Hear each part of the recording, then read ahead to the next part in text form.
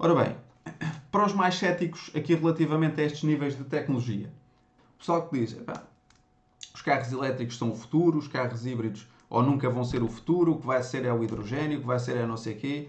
Isso são desculpas que a malta arranja para não olhar para a realidade e ver o que é que está a acontecer.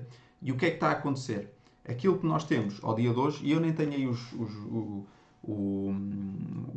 os dados de 2022, porque ainda nem tenho esses dados devidamente trabalhados naquilo que é especificar o que é diesel, gasolina, ou o que é que são os híbridos a gasolina, os híbridos a gasóleo e por aí fora, mas o total de viaturas eletrificadas é bem superior àquele que vocês veem em 2021, e aquilo que é a realidade hoje em dia, a gente não pode dizer esta tecnologia vai ser o futuro. Não, esta tecnologia não é o futuro. Esta tecnologia é o presente. E é o presente quer nas competições, quer ao nível da utilização do automóvel. Não é? E tanto não é o futuro, que se a gente olhar para a Fórmula 1, a Fórmula 1 utiliza carros híbridos há mais de uma década. Se nós olharmos para o WRC está atualmente a utilizar carros híbridos. Por isso, quando a gente fala, vai ou não vai ser o futuro? Eu não sei se é o futuro ou não, mas que é o presente, é o presente. E se nós trabalhamos nesta área, nós temos que acompanhar aquilo que é o presente do nosso parque automóvel. E o que é que nos diz o nosso parque automóvel? Diz-nos que em 2013 foram matriculados carros novos 1062 carros híbridos. Em 2021 foram 19.000. Em 2022, se calhar o número anda por volta deste valor e não foi mais porque não há carros para entrega. Não é? Como vocês devem saber e veem aí pelos noticiários, a crise toda dos semicondutores, a crise dos componentes, a crise das cabelagens, agora há a crise dos vidros também.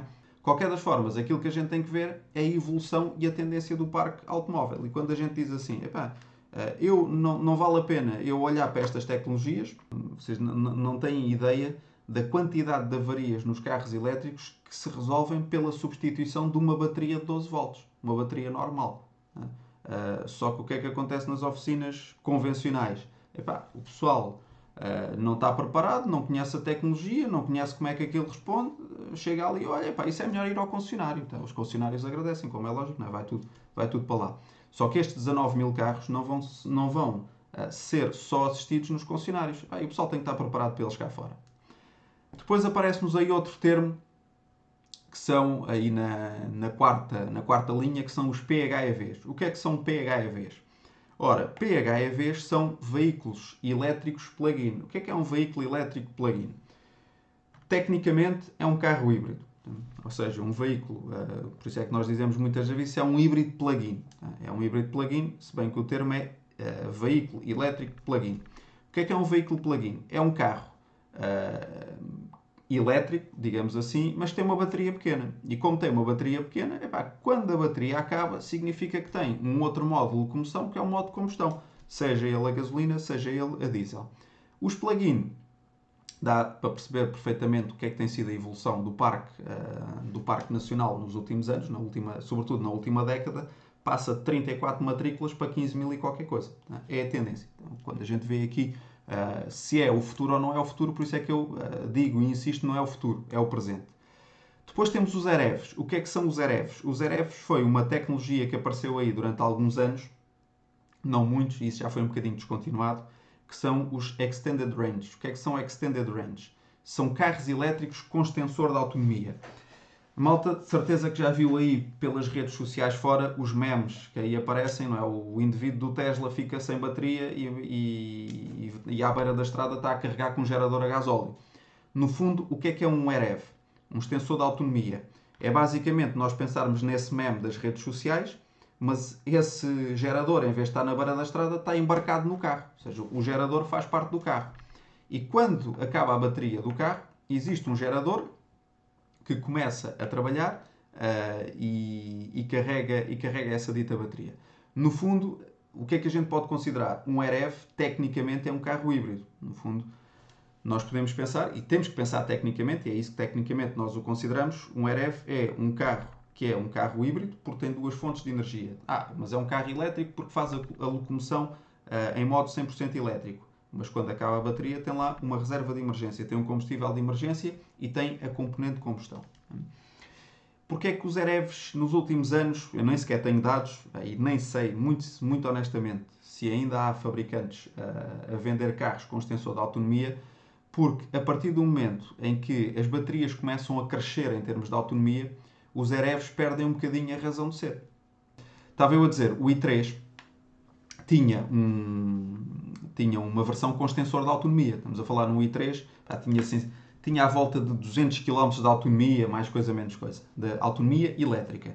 E depois tinha um gerador que aumentava essa autonomia para a volta dos 300, 320 km.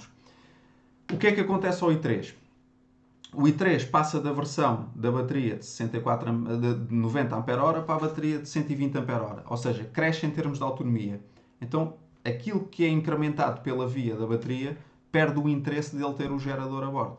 Por isso é que, e conforme eu disse há pouco, muito honestamente, não sei se ainda há carros ou fabricantes a fazer carros novos com extensores de autonomia. Depois temos aqui os elétricos. O que é que são elétricos? São elétricos puros e duros. Não há combustão rigorosamente nenhuma.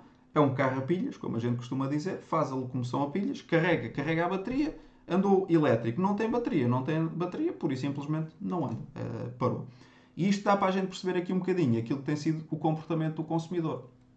Não é só o comportamento, não é só a tendência dos fabricantes a fazerem carros elétricos, é a tendência do consumidor a consumir carro elétrico, a utilizar carro elétrico ou com algum nível de eletrificação. Depois nós temos aqui outro fenómeno que temos verificado nos últimos anos,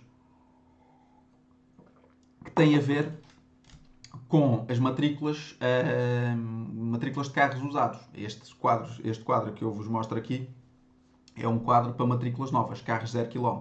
Se a gente pensar, ou se a gente olhar para as matrículas que vêm de fora, este valor cresce significativamente. Ou seja, nós em 2021 não tivemos 13 mil carros matriculados em mercado nacional, tivemos muito mais do que isso, porque se calhar só da via da importação vieram outros 13 mil ou ainda mais.